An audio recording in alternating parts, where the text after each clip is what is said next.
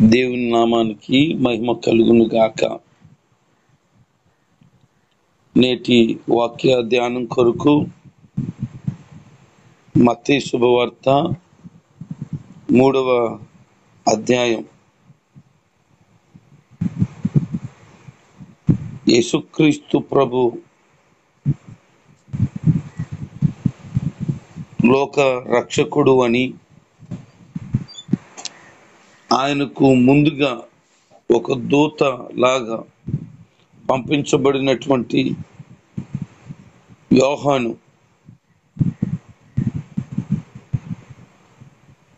యేసుక్రీస్తు యొక్క రాకడకు ముందుగా, అనగా ప్రజలకు పరిచయం అవడానికి ముందుగా ఈయన ప్రకటన చేయడం ప్రారంభించాడు.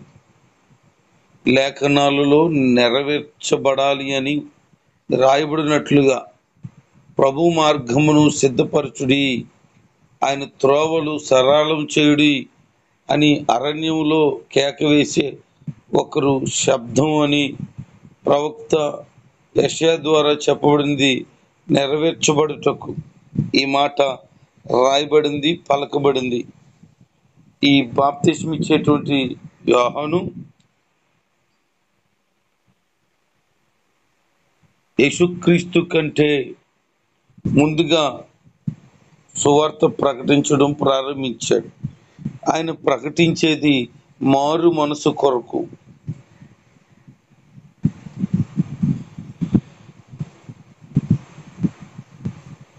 బాప్తిస్మం ఇచ్చే యోహాను 30 సంవత్సరాలు వయసు వచ్చింది. అప్పుడు వారికి దేవుని ఆత్మ ప్రేరణతో దేవుని యొక్క రాజ్య ప్రకటన ప్రారంభించడం జరిగింది. దేవుడు ఎప్పుడైనా ఆయన పని కొరకు కొంతమందిని ఎన్నుకుంటాడు. ఎన్నుకోబడిన వారు ఆయన పని చేయటానికి స్థలం అనేది కాదు, కానీ దైవ చిత్తం, దైవ ఉద్దేశం నెరవేర్చటానికి ఇష్టపడితే ప్రజలు ఎక్కడున్నా ఆయన ప్రకటించేవారు, ఎంత దూరంలో ఉన్నా ప్రజలు వెతుక్కుంటూ వెళ్తారు అనే ఒక గొప్ప ఉద్దేశాన్ని ఈ యొక్క యోహాను ద్వారా మనం తెలుసుకోగలుగుతాం.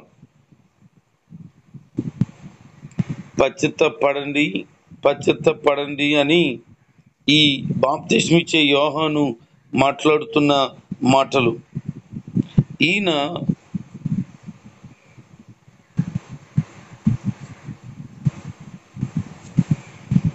మాట్లాడిన మాటలు మనుషుల యొక్క హృదయాలను మార్చడం, వారి యొక్క ప్రవర్తనలో మార్పు కలగడం అనే ఒక ప్రాముఖ్యమైనటువంటి ఉద్దేశాన్ని ఆయన సిద్ధపడి ఉన్నాడు. చెడు తలంపుల నుండి, చెడు క్రియల నుండి దేవుని వైపు తిరిగి ఆయన వాక్యమును, ఆయన యొక్క సంకల్పమును తమ జీవితంలో అంగీకరించి నిజమైన పశ్చాత్తాపాన్ని వారి హృదయంలో కలిగించి వారు చేసినటువంటి పాపాల కొరకు పశ్చాత్తాపడి ఆ పాపముల నుండి విడుదల కావాలి అని, వారి యొక్క హృదయాలు మారాలి అని మార్పు కొరకైన ప్రకటన చేయడం ప్రారంభించాడు.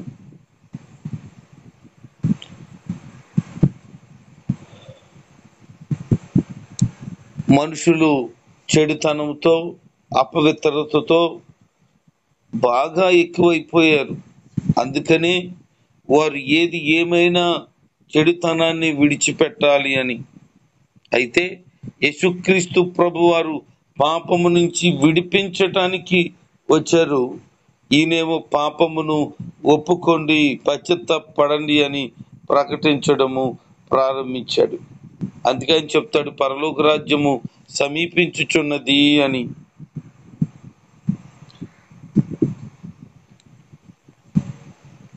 ఎందుకు అంటే పరలోకం నుంచి వచ్చిన రాజు యేసు ప్రభు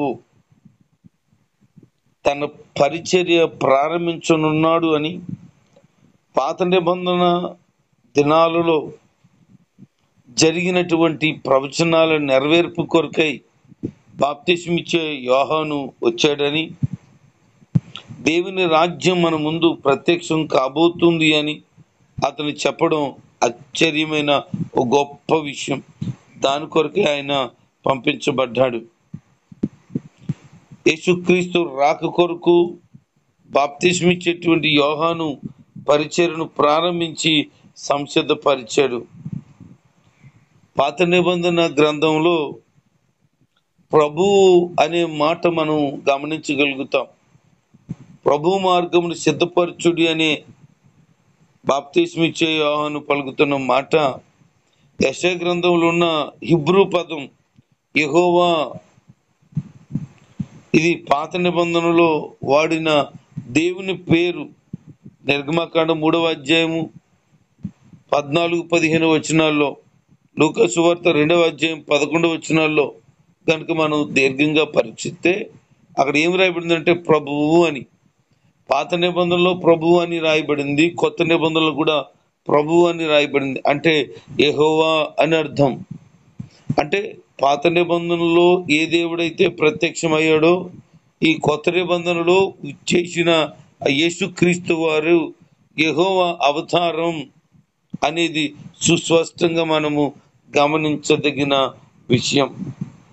ఆయన ప్రజలకు ఎప్పుడు దగ్గరగా ఉండాలి అనేదే ఆయన ఉద్దేశం. అయితే బాప్తిసం ఇచ్చేటువంటి యోహాను గురించి మరికొన్ని విషయాలు మనం జ్ఞాపకం చేసుకుంటే, ఆయన ఒంటె చర్మాన్ని ధరించేవాడు, నడుమునకు తోలి దట్టి కట్టుకునేవాడు, తినడానికి మిడతలు, అడవి తేనె, కొండ తేనె తిని ఆయన పరిచర్యను ప్రారంభించాడు. యేసుక్రీస్తు ప్రభువారు ఆయన గురించి ఎలా చెప్తారు, స్త్రీలు కనిన వారిలో గొప్పవాడు బాప్తిస్మిచ్చే యోహాను అని. అంత మాత్రమే కాదు, అతడు మండుచున్న ప్రకాశించుచున్న దీపమై ఉన్నాడు అని. దేవుని ఆత్మచేత తల్లి గర్భములో ఉన్నప్పుడే నింపబడిన వాడు బాప్తిస్మిచ్చే యోహాను. పుట్టడానికి ముందే దైవ మార్గాన్ని సిద్ధం చేయటానికి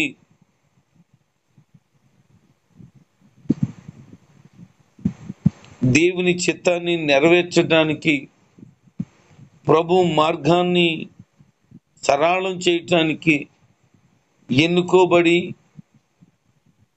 ఆ తల్లిదండ్రులకు ముందుగానే ఈ బాప్తిస్మిచ్చే యోహాను గురించి వివరాలన్నీ చెప్పి ఆయన యొక్క ప్రారంభాన్ని తెలియచేయడం జరిగింది.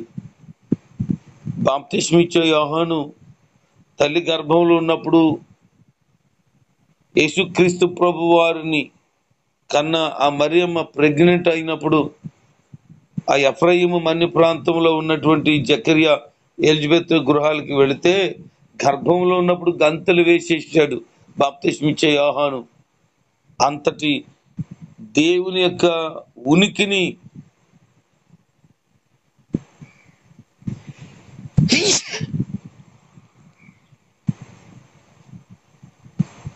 దేవుని యొక్క అద్భుతమైనటువంటి గ్రహింపును తల్లి గర్భంలోనే కలిగిన ఒక గొప్ప దేవుని చేత పంపించబడి వాడబడిన ఒక ప్రాముఖ్యమైన సాధనం. ఆయన పరిచర్య ఎంత అమోఘమైనది అనంటే ఏమాత్రము మొహమాటం లేకుండా బోధించినటువంటి ఒక గొప్ప బోధకుడు. అతను అరణ్యములో ఉండి ప్రభు మార్గమును సిద్ధపరచుడి అని మాట్లాడుతున్నాడు. యోర్దానుకు దగ్గరలో ఉన్న నదీ తీరంలో ఆయన ఆ దగ్గరలో ఉన్న అరణ్య ప్రాంతంలో సువార్తను ప్రకటిస్తుంటే పట్టణాలలో నుంచి అంటే ఆ ప్రజలు తండోపు తండ్రులుగా వెళ్ళేవారట. దేవుని ఆత్మచేత నింపబడితే ప్రజలు ఎంత దూరమైనా ఎక్కడికైనా వెళ్ళటానికి ఇది రుజువు అని మనం గమనించగలుగుతాం. ఆయన మీ పాపాలు ఒప్పుకోండి అని ఒప్పుకున్న వారందరికీ ఆ యొక్క యోర్దాను నదిలో బాప్తిసం ఇస్తూ ఉన్నాడు. అక్కడికి వస్తున్న వారు ఎవరు అని అంటే పరిచయులు వచ్చారు, సర్దుకాయలు వచ్చారు, అనేక మంది వస్తూ ఉన్నారు. వారి స్వభావాలు, వారి ఆలోచన విధానాలు ఎంత ఘోరమైనప్పటికీ వారికి మాత్రం మొమాటం లేకుండా బోధ చేస్తూ ఉండేవాడు. పరిచయులు అని అంటే ఏంటి అని అంటే ఇతరుల కంటే మేము పవిత్రులము అని భావించేటువంటి వాళ్ళు.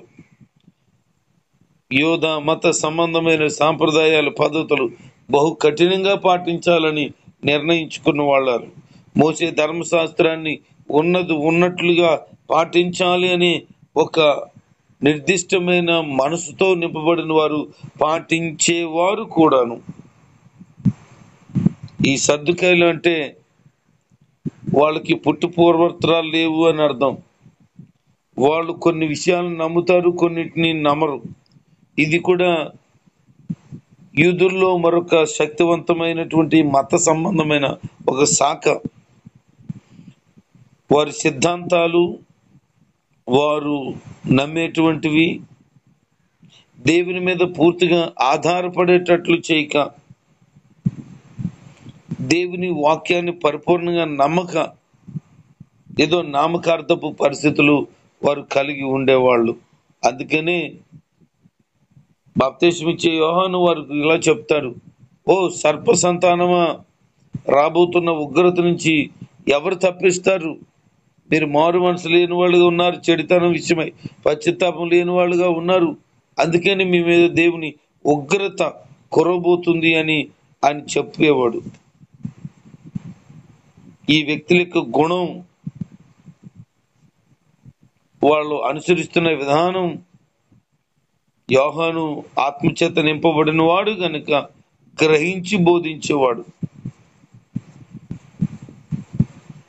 యోహాను ఉద్దేశం ఏంటంటే వాళ్ళు బయటికి కనిపించేంత మంచితనం కాదు, విషాన్ని కక్కుతారు వాళ్ళు అని. ఈరోజు ప్రజలు అలాంటి వాళ్ళు చాలా మంది ఉన్నారు. బయటికి మాత్రం బాగానే ఉంటారు, కానీ సమయం వచ్చినప్పుడు మనుషుల మీద విషాన్ని కక్కే ఆ పామును పోలిన వారుగా, సర్పాన్ని పోలిన వాళ్ళుగా ఉన్నారు. గమనించండి, ఇలాంటి వాళ్ళని చాలా జాగ్రత్తగా ఉండాలి. అలాంటి వాళ్ళకి చాలా జాగ్రత్తగా ఉండకపోతే చాలా ప్రమాదంలోనికి మనం వెళ్ళిపోతాం. మనకు తెలియకుండానే మనం కూడా ఉండి కాటు వేసే పరిస్థితులు వాళ్ళు కలిగి ఉంటారు. ఆయన ఏమంటాడు తెలుసా? మారు మనసుకు తగిన ప్రతిఫలాన్ని ఫలించండి మీరు. ఎందుకు అంటే గొడ్డలి చెట్టు వేరున మొదలున పెట్టబడింది. అంటే అక్కడికి వస్తున్న ప్రతి వారిని, పరిచయాలు కానీ, సొద్దుగాయలు కానీ, ఇతరమైన ప్రజలను ఎలా పోలుస్తున్నాడంటే చెట్లతో పోలుస్తున్నాడు. ఈ చెట్లు మొదల్లో గొడ్డలి పెట్టబడింది, మీరు సరిగా లేరా నరకబడతారు, అగ్నిలో అనగా నిత్య నరకంలో పడిపోబోతారు. మారు మనసు పొందండి. ఎంతకాలం చెడు హృదయంతో, చెడు తలంపులతో, చెడు కార్యాలతో ఉంటారు అని వారిని గద్దించడం జరుగుతూ ఉంది. ఒక మాట చెప్పాలి, నేటి సంఘాల్లో గద్దింపు కనబడతలేదు. బైబిల్ ఏం చెప్తుందనంటే ఖండించండి, బుద్ధి చెప్పండి, గద్దించండి అని చెప్తుంటే ఖండించడం లేదు, గద్దించడం లేదు, బుద్ధి చెప్పడం లేదు. మరి ఏముంది సంఘాల్లో? కవ్వించడం ఉంది, నవ్వించడం ఉంది, పొగడ్డం ఉంది, ఎవరిష్టం వాళ్ళు అన్నట్లుగా ఉంది, కానీ గద్దింపు వాక్యాలు కనబడతలేదు, వినబడతలేదు. అందుకనే నేటి దిన క్రైస్తవ లోకం ఎంత ఘోరంగా ఉంది అని అంటే పైకి మాత్రమే భక్తి కలిగిన వారుగా ఉండి దేవుని శక్తిని ఆశ్రయించలేని వారుగా ఉన్నారు. పై రంగులు పులుముకునేటువంటి వారుగాను ఉన్నారు తప్ప ఒరిజినాలిటీ లోపల ఉండనే ఉంది. అలాగూ బ్రతుకుతున్నారు. దేవుని జనాంగమా, ప్రభుకి మీ హృదయాన్ని ఇచ్చి మార్పు నొంది ఆయనకి ఇష్టమైన వారుగా బ్రతకటానికై సిద్ధపడండి. లోకాన్ని, లోక సంబంధమైన వాటిని కోరకండి. ఆత్మ సంబంధమైన ఫలింపు కలిగిన వారుగా చెడుతనాన్ని విడిచి బ్రతకండి. అంతే తప్ప ఈ లోక సంబంధమైన వాటిలో మునిగిపోయి ఎంతకాలం నువ్వు బయటకు రాకుండా ఉంటావు. వాళ్ళు అనుకుంటున్నారంట, మేము అబ్రహాము మా జీవితానికి తండ్రిగా ఉన్నాడు, మా విశ్వాసం ఎంతో గొప్పది అనుకుంటున్నారంట. అందుకని ఆయన ఏమంటాడంటే, మీరు మాకు అబ్రహాం తండ్రి అని మీరేం మురిసిపోవద్దు. అబ్రహాం జీవించిన విశ్వాస జీవితం మీలో లేదు. ఎందుకు? అబ్రహాం సంతానం అయితే ప్రయోజనం ఏముంది? మతాన్ని అనుసరించేటువంటి వ్యక్తులుగా ఉన్నారు కానీ సర్వసత్యాన్ని గ్రహించిన వారుగా లేరు. ఆయన విధానాల్లో బ్రతకాలని తాపత్రయం కూడా మీకు లేదు. అబ్రహాము దేవునికి ఇష్టమైన వాడుగా బ్రతికాడు. అబ్రహాము దేవుని నమ్మి బ్రతికాడు. అబ్రహాము దేవునికి స్నేహితుడిగా బ్రతికాడు. మీరు చెప్పుకోవడానికి మాత్రమే అబ్రహాముకి వారసులము, అబ్రహాము సంతానానికి మేము కూడా వారసులమైపోయాము అని గొప్పలు చెప్పుకుంటున్నారు. కానీ దేవుని దృష్టిలో మాత్రం మీరు అలాంటి దైవికమైన కార్యాలు కానీ దేవుని మీద ఉన్న నమ్మకత్వం కానీ నీలో నాకు కనబడటం లేదంటాడు. పేరు గొప్ప ఊరు దెబ్బ అన్నట్టు పేరుకి మాత్రమే గొప్పతనం కలిగిన వ్యక్తుల పేర్లు చెప్పుకొని వాళ్ళ యొక్క అనుసరించిన జీవిత విధానం దైవ భక్తిని కలిగి ఉండకపోతే ప్రయోజనం ఏముంది? ఎంతకాలం ఇలా ఉంటావు? మార్పు లేని జీవితాన్ని జీవిస్తూ ఉంటావు. పైకి మాత్రమే క్రైస్తవుడివి, పైకి మాత్రమే క్రైస్తవురాలివి. లోకమంతా అన్యాచారాలు, లోక సంబంధమైన మాటలు, లోక సంబంధమైన బ్రతుకే. మారు మనసు లేని జీవితం ఎంతకాలం బతుకుతావు? ఎందుకు నువ్వు క్రైస్తవుడు అయ్యావు? ఎందుకు నువ్వు క్రైస్తవురాలుగా ఉన్నావు? దానివల్ల ప్రయోజనం ఏంటి? అన్ని లోక సంబంధమైన జీవితమే. అన్ని చెప్పుకోవడానికి మాత్రమే మందిరానికి వచ్చి ఏదో భక్తి చేస్తున్నట్లు నటితో దొంగ నటన. ఈ దొంగ నటనకు స్వస్తి చెప్పకపోతే రాబోయే ఉగ్రత నుంచి నిన్ను తప్పించేవాడు ఎవడు? దేవుడు కూడా తప్పించడు. ఎందుకంటే ఆయనకి విరుద్ధంగా నువ్వు బ్రతుకుతుంటే నిన్నెందుకు తప్పిస్తాడు ఆయన? లోక సంబంధమైన ఆచారాలు వద్దు అని ప్రభు చెప్తూ ఉంటే, లోకాన్ని మీరు వెంబడించొద్దు అని చెప్తూ ఉంటే, లోకంలో ఉన్నదంతా శరీరాశ నేత్రాశ జీవపడమే, అది నా నుంచి కలిగింది కాదు, అది అపవాది దగ్గర నుంచి వచ్చింది అదంతా అంటే, లేదు నాకు అపవాదితో స్నేహం మంచిగా ఉంది, మేము దోస్తు అనుకుని ఎప్పుడు మేము మాట్లాడుకుంటాం, కనుక అపవాది అనుసరణే నాకు ధ్యేయం, నా లక్ష్యం, నా గమ్యం, అపవాదే వాడితో నేను నరకంలో ఉంటాను అన్నట్లుగా బ్రతుకుతున్నావు. అదే బతుకుంది, మార్పు లేదు. ఉదయం లేచిన కానించి దారిలో ఎదురొస్తే తప్పు, తుమ్మితే దగ్గితే కథలో మెదలో ఇంకేం పాటించో దైవ వాక్యాన్ని. ఏ పని చేయాలన్నా దానికి ఒక ముహూర్తం కావాలా, సిద్ధాంతాలు కావాలా, పద్ధతులు కావాలా. దైవ వాక్య క్రమాన్ని అనుసరించడం మానేసేసి నీ సొంత నిర్ణయాలు తీసుకొని బ్రతుకుతున్నావు. దేవునికి ఇష్టమైన బ్రతుకు కాదు అది. ఒకవేళ దేవుని సన్నిధిలో ప్రార్థన చేసే వ్యక్తి అయి ఉండొచ్చు, మోకాళ్ళు వేసేసి గంటలు ఏడిసేసి ఉండొచ్చు, ఉపవాసాలు ఉండే వ్యక్తిగా ఉండొచ్చు, సన్నిధిలో సేవకుడి సహకారిగా ఉండొచ్చు, పాటలు పాడే వ్యక్తిగా ఉండొచ్చు, వాక్యం చదివి అందించే వ్యక్తిగా ఉండొచ్చు, సువార్త పనుల నమ్మకమైన వ్యక్తిగా ఉండొచ్చు. కానీ దేవుని ఉద్దేశంలో నమ్మకమైన వ్యక్తి కాదు.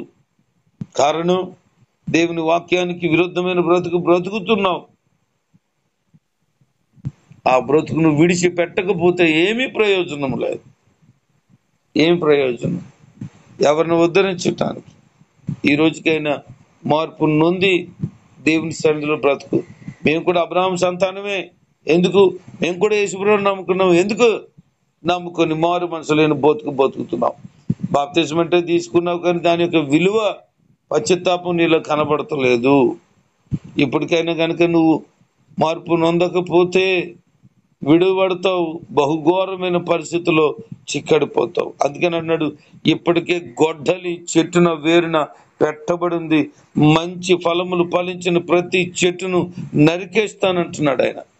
ఇప్పటికైనా మారు మనసు లేకపోతే, ఇప్పుడు కానీ పశ్చాత్తాపం పడకపోతే, ఇక మీదట నుంచైనా లోక సంబంధమైన ఆచార వ్యవహార పద్ధతులను కనుక పాటించకుండా ఉండకపోతే నువ్వు నరికి వేయబడే స్థితిలోనికి వెళ్తావు. జాగ్రత్త.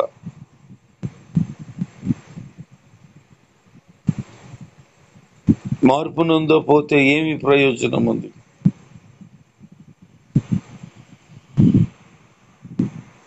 చేటట ఆయన చేతిలో ఉందట, ఆయన దాన్ని చెరుగుతున్నాడట. అంతే, ఉన్న గింజలన్నీ కూడా దేవుని శక్తి చేత నింపబడతాయి, మిగతావన్నీ కూడా పొట్టుగా ఉంటాయి, అవి కాల్చి వేయబడతాయి. నువ్వు కాల్చి వేయబడిన వ్యక్తిలోనే ఉన్నావు, మారు మనసు లేని వ్యక్తిగా. దేవుని ఆత్మచేత నింపబడిన అనుభవంలో లేదు, లోక సంబంధమైన చండాలంతో నింపబడిన హృదయంతో నీవు ఉన్నావు. అందుకనే పరిపూర్ణమైన మార్పు నొంది దైవ మార్గంలో నువ్వు రాగలిగితే దేవుని ప్రసన్నతను చూడగలుగుతావు. దేవుని చిత్తం నెరవేర్చబడ్డానికి యేసుక్రీస్తు ప్రభువారు వచ్చారు. అందుకే బాప్తిస్మం ఇచ్చే యోహాను దగ్గరికి ఆయన వచ్చినప్పుడు, బాప్తిస్మం కొరకు ముందుకు వచ్చినప్పుడు బాప్తిస్మం ఇచ్చే యోహాను అంటాడు, అయ్యా నీ చేత నేను బాప్తిస్మం పొందాల్సిన వాడు నేనుంటుండగా నువ్వు ఇలాగొచ్చావంటే నేను మారు మనసు కోసమో పాపాలు ఒప్పుకోవడం కోసమో పశ్చాత్తాపం కాదు, ఇది నీతి యావత్తు ఇలాగూ జరగవలసి ఉంది. కారణం తన శిష్యులకు తర్వాత వచ్చే తరానికి ఆయన కొన్ని సత్యాలను వెల్లడి చేయాలనుకుంటున్నాడు. ఆయన బాప్తిస్మం పొందినటువంటి ఉద్దేశం మారు మనసు కొరకు తీసుకున్న బాప్తిస్మం కాదు, రక్షణ కొరకు బాప్తిస్మం కాదు. బాప్తిస్మం అనేది ఇతరులకు మాదిరికరంగా ఆయన చేసినటువంటి కార్యం. ఆయన బాప్తిస్మం తీసుకున్న తర్వాత ఒక అద్భుతమైనటువంటి ప్రత్యక్షత అక్కడ ఉన్న వారందరూ చూడగలిగారు. యేసుక్రీస్తు ప్రభువారు ఒడ్డుకొచ్చిన తర్వాత దేవుని ఆత్మ పావురంలాగా ఆయన మీద రాలడం చూశారు. అంత మాత్రమే కదా, ఆకాశం తెరబడి ఒక స్వరం వినబడుతూ ఉంది, ఈయన నా ప్రియ కుమారుడు, ఈయన యందు నేను ఆనందించుచున్నానని. తండ్రి కుమార పరిశుద్ధాత్మ దేవుడిగా ఉన్నాడు అనే ఒక అద్భుతమైన రుజువు అక్కడ కనబడుతుంది. తండ్రి అయిన దేవుని స్వరం అయితే యేసుక్రీస్తు ప్రభువారు అక్కడ కనబడుతుంటే ఆ పావురం రూపం పరిశుద్ధాత్మ దేవుడు. ఆయన అన్ని కాలాల్లో ముగ్గురుగా విభాగింపబడిన వాడై ఎప్పుడు ఏ ఏ కార్యాలు జరిగించాలో ఆయన తన పనిని జరిగించడానికి త్రియాక దేవుడిగా ఉన్నాడు. ఒకడే దేవుడే, కానీ పాత నిబంధన కాలంలో ఆయన ఉనికిని యెహోవా దేవుడిగాను, కొత్త నిబంధన కాలంలో ఆయన ప్రభు అని యేసుక్రీస్తు మానవుడిగాను రావడం జరిగింది. ప్రజల మధ్యలో ఉండి సర్వసత్యం నడిపించి నిత్యరాజ్యానికి వారసులుగా ప్రజలను మార్చటానికి పరిశుద్ధాత్మ దేవుడిగా ఉన్నాడు. కనుక ఆ త్రియాక దేవుని యొక్క ప్రభావమును ఆ రోజు ప్రజలు చూడగలిగినట్లుగా ప్రతి ఒక్కరూ ప్రభువుని అంగీకరించి ఆయన మార్గంలో నడవగలిగితే ఆయన గొప్ప శక్తిని పొందుతారు. దేవుని యొక్క మార్గంలో ప్రతి ఒక్కరూ నడిపించబడతారు. కనుక మనం దేవుని కొరకు ఒక రోషం కలిగిన వారిగా ఉండాలి. బాప్తిస్మం ఇచ్చే యోహాను ఏమి అద్భుతమైన పరిచర్య చేశాడంటే 6 నెలలు మాత్రమే సువార్త పరిచర్య చేశాడు. ప్రభు మార్గం సంసిద్ధపరిచాడు, కానీ ఆయన చేసిన 6 నెలల సువార్త ఈ రోజుకి కూడా కొనియాడబడుతూ ఉంది. రోషం కలిగిన వాడుగా దేవుని కొరకు బ్రతికాడు. అలాంటి బ్రతుకు అందరూ బ్రతకాల. దేవుని ఆత్మచేత నింపబడ్డాడు, అందరూ కూడా దేవుని ఆత్మచేత నింపబడాలి. బాప్తిస్మం ఇచ్చే యోహానులాగా జీవిస్తూ ప్రభు కొరకు ఒక నిఖర్చుగా జీవించగలిగితే ఇతరులకు మాదిరికరంగా ఉంటారు. అటు విధంగా ఉండాలని దేవుని సేవకుడిగా కోరుకున్నాను. నా ప్రభు కూడా అదే ఆశిస్తున్నాడు. అట్టిగా జీవిస్తూ ఆయనలో సాగుతూ ఆయన కొరకు ఒక నమ్మకమైన బిడ్డగా ప్రతి ఒక్కరూ మార్చబడుదురుగాక. ఆమేన్.